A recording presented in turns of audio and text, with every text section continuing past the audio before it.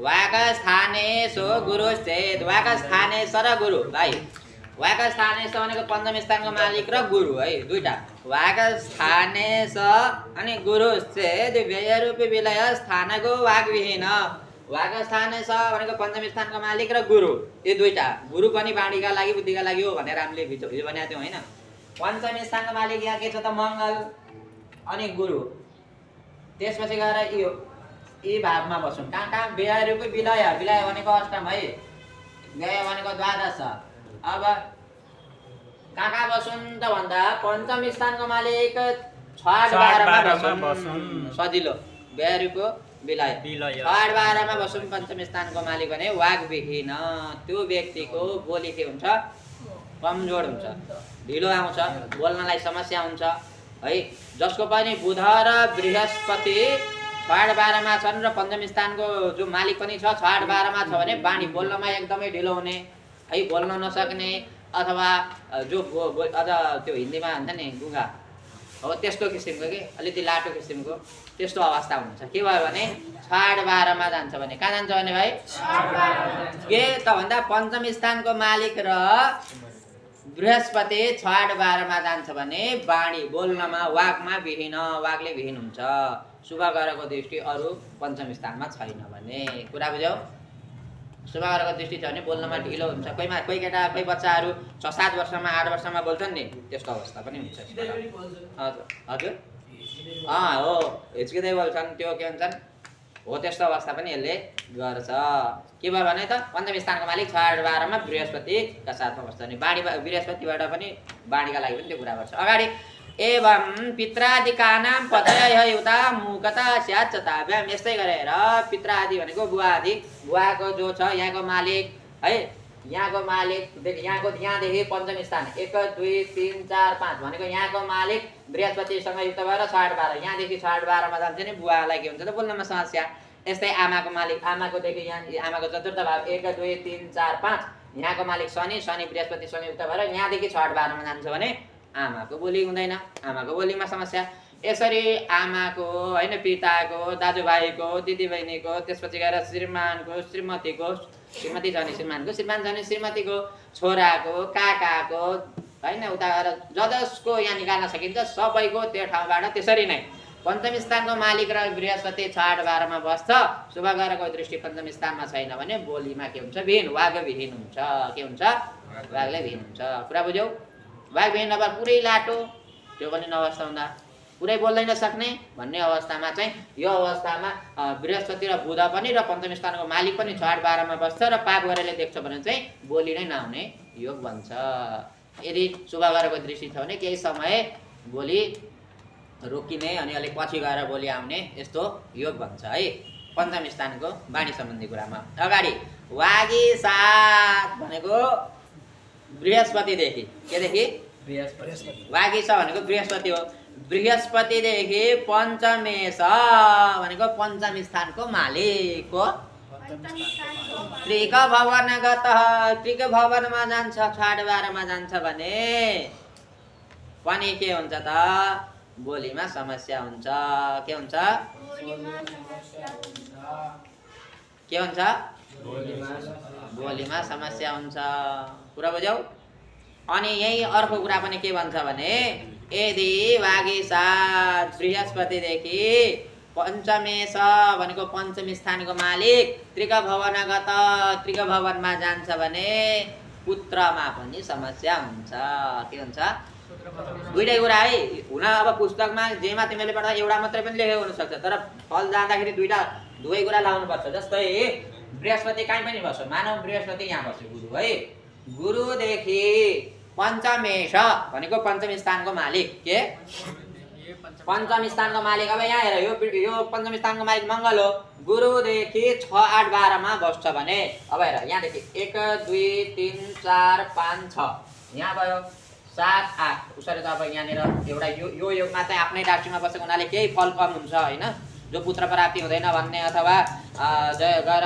जो बाढीमा समस्या हुन्छ भन्ने यहाँनिर चाहिँ केही कम हुन्छ किन आफ्नै राशिमा भएका कारणले गर्दा है आफ्नो राशिमा छैन त्रिक स्थानमा 1 2 3 4 5 6 7 8 9 10 11 12 अब यसरी बस्छ भने यो बृहस्पतिदेखि पञ्चम स्थानको मालिक तृक स्थानमा बस्छ भने बाणीमा केही न केही समस्या हुन्छ।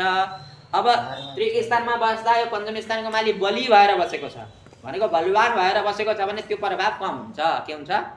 त्यो प्रभाव कम हुन्छ।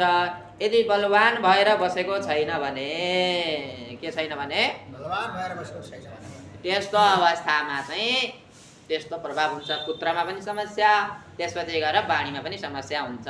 किन? पञ्चम स्थान पुत्रबाट पनि हेरिन्छ, पुत्र पनि हेरिन्छ, बाणी पनि हेरिन्छ, बुद्धि पनि हेरिन्छ।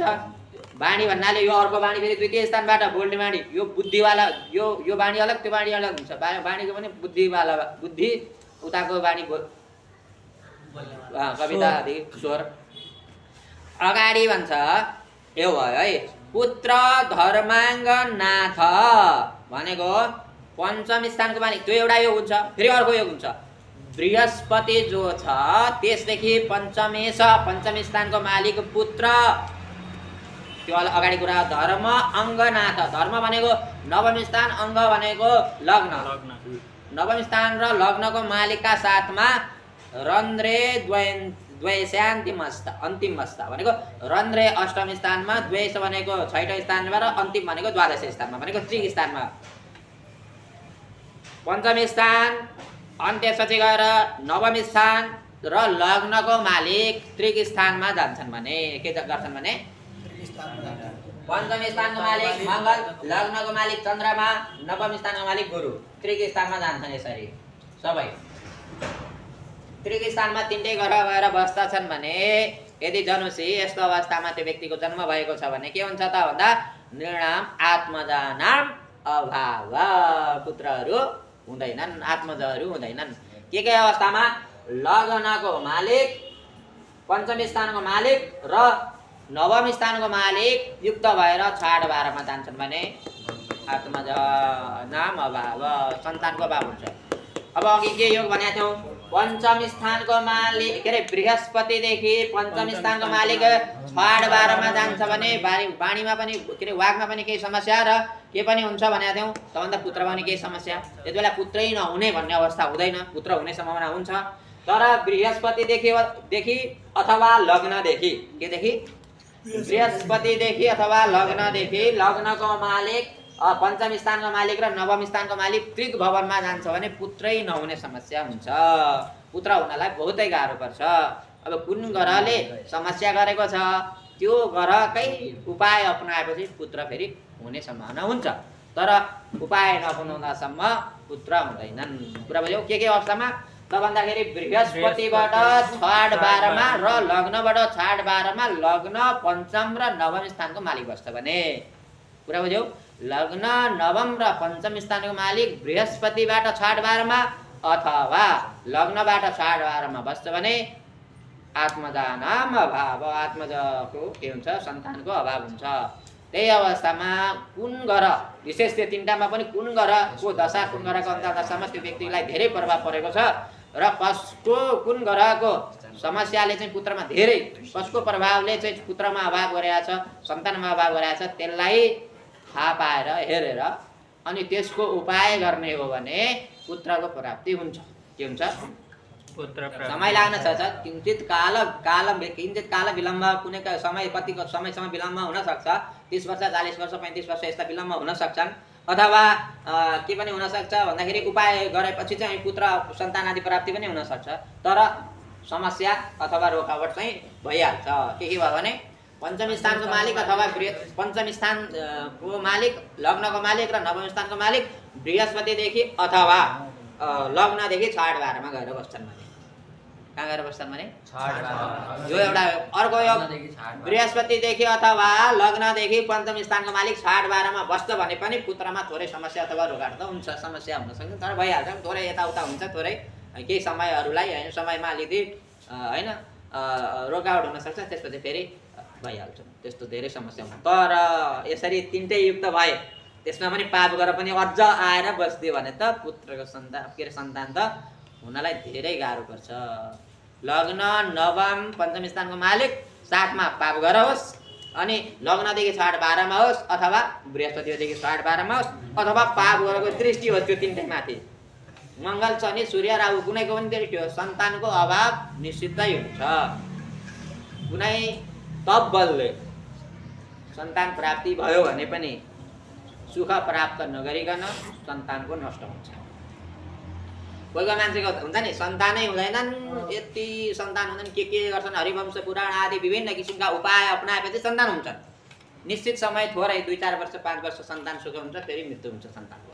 त्यस्तो अवस्थाको सिर्जना यस्तो अवस्थामा हुन्छ। कस्तो अवस्थामा त भन्दा लग्न नवम र पञ्चम स्थानको मालिक बृहस्पतिदेखि अथवा लग्नदेखि 6-8-12मा जान्छ र पाप ग्रहको दृष्टि हुन्छ भने त्यो अवस्थामा यदि कुनै तप बलले, त्यतिकै त सन्तान हुँदैन नि र भाइ, कठोर तप तपस्या बलले गरेर सन्तान प्राप्ति हुन्छ भने केही समयमा त्यो सन्तान फेरि नष्ट हुन्छ। पाप ग्रहको दृष्टि छ है। यसरी यो सन्तान सम्बन्धी कुरा गर्नु ल। तिम्रो पढ्ने